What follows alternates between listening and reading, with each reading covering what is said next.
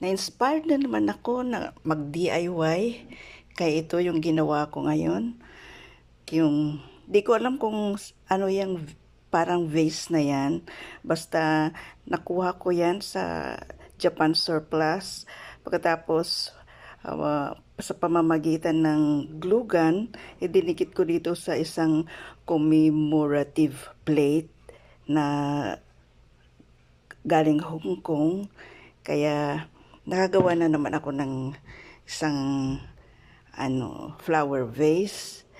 At ito naman yung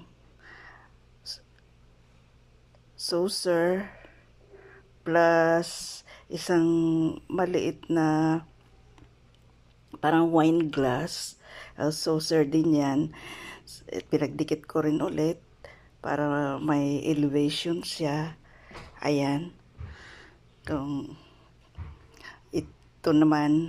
Ito naman, dahil magkaparehas sila ng shape ng wood, kaya ipinatong ko siya at siguro mapaglagyan ko rin ng kung ano bread or whatever, basta magiging functional din siguro siya kasi nilagyan ko rin siya ng nilagyan ko rin ito ng